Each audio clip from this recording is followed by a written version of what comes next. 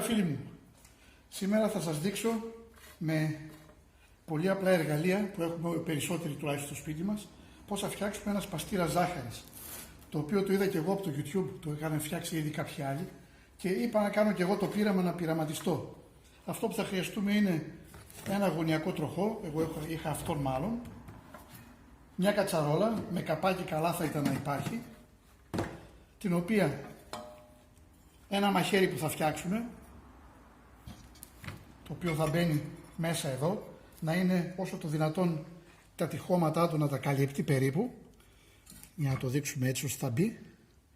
Λοιπόν, μία κατσαρόλα, καλή ώρα τέτοια, το μαχαίρι είναι ίνοξ παρεπτόντος, την οποία θα τρυπήσουμε από κάτω για να μπει ο τροχός μας.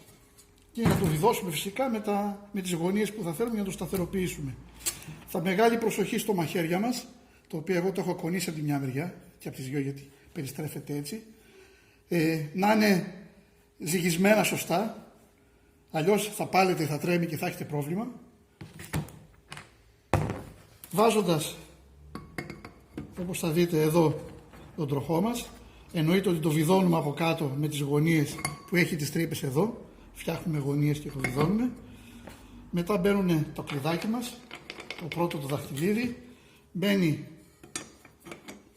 το μαχαίρι, το οποίο το σφίγγουμε κατάλληλα με το κλειδί και βάζοντας 1 κιλό ζάχαρη μέσα, κλείνουμε το καπάκι γιατί θα την άξει σκόνη επάνω, αυτό την κόβει.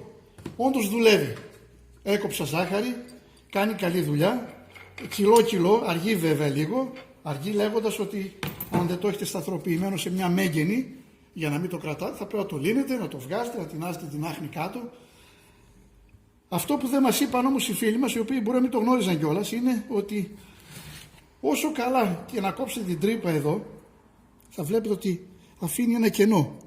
Λίγο κενό από εδώ, λίγο κενό από εκεί. Όλοι οι γωνιακοί τροχοί το έχουν. Για να μπορεί να κλειδώνει το δαχτυλίδι μας στον τροχό.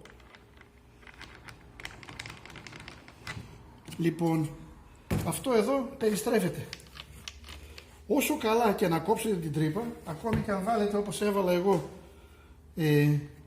σιλικόνης για να μην περνάει η άχνη, κάποια στιγμή να ξέρετε ότι η άχνη επειδή συσσωρεύεται μέσα, όσο την κόβει, μένει μέσα.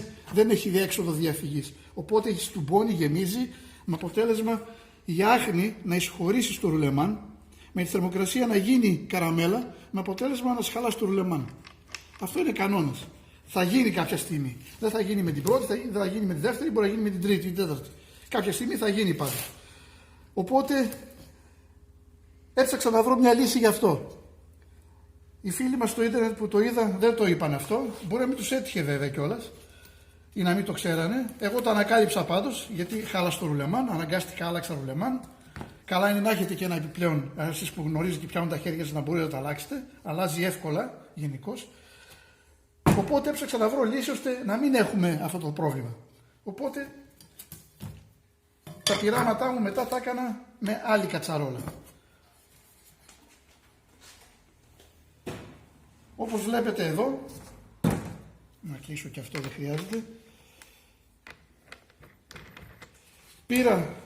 Έβαλα άλλο τροχό, ο οποίος έχει υποτίθεται και προστασία για το ρουλεμάν από ρινίσματα σιδήρου και τέτοια, αλλά η προστασία δεν καλύπτει άχνη ζάχαρη. Οπότε τι κάναμε? Βάλαμε το μαχαίρι μας μέσα. Διαφορά ότι ανοίξαμε μια έξοδο από εδώ. Την έξοδο φυσικά όλοι το γνωρίζετε, πήρα ένα από αυτά που είναι για άχνη ζάχαρη για το σπίτι, το σταθεροποίησα εδώ πάνω. Αυτό το έβγαλα μέσα να μην δουλεύει, δεν το χρειάζομαι έτσι αλλιώς, είναι άξιστο γιατί είναι από την κάτω μεριά. Είπα να μην κόψει τα χερούλια, τα έχω για να το κρατάω.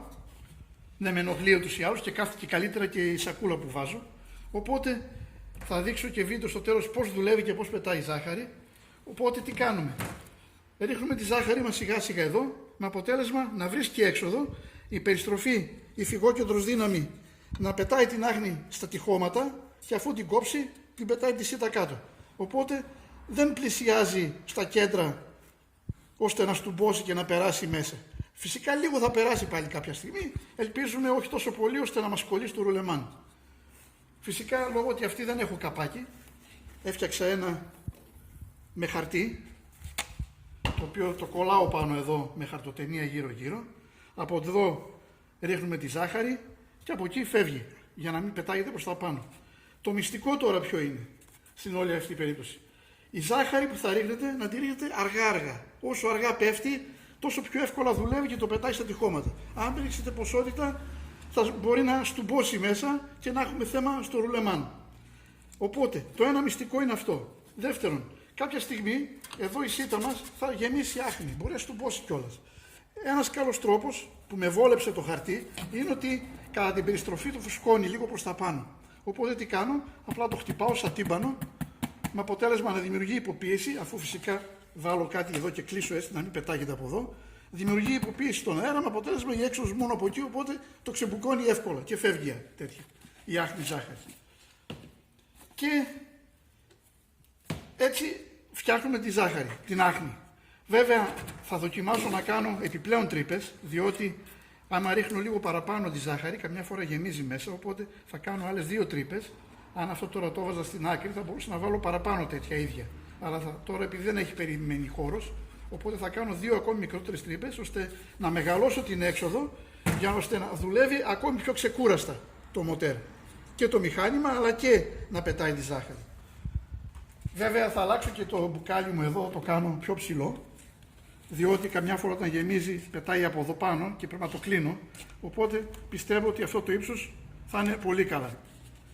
Και έτσι μπορούμε να το κάνουμε. Στο μέλλον, εδώ θα δείξω, έχω να φτιάξω κάτι άλλο, το οποίο είναι άλλη κατσαρόλα αυτή, την οποία τρυπήσαμε εδώ από τα πλάγια, βάλαμε μία σίτα ώστε η άχνη να πέφτει κάτω και θα μπει εδώ στο μοτέρ, το οποίο είναι μια άλλη κατασκευή όπως είπα, ώστε αυτό θα μπει εδώ, αυτό θα μπει εδώ, που σημαίνει ότι θα γυρνάει, δεν θα έχει σχέση ώστε να περάσει η άχνη εδώ πέρα, με αποτέλεσμα η άχνη να πέφτει κατευθείαν κάτω.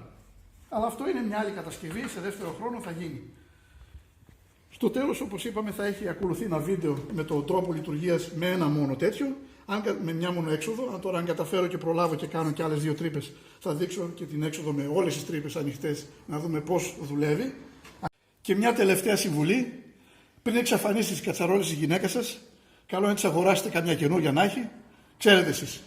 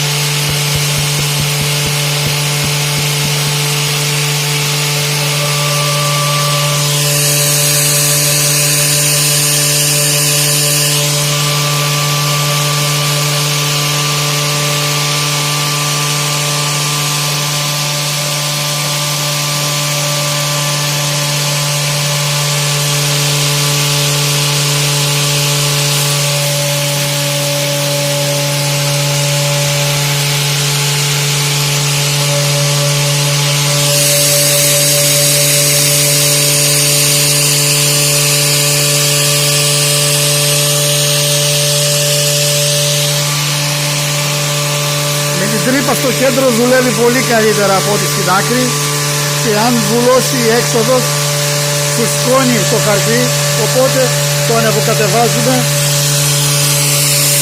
και η υποπίεση πετάει την άκρη κάτω.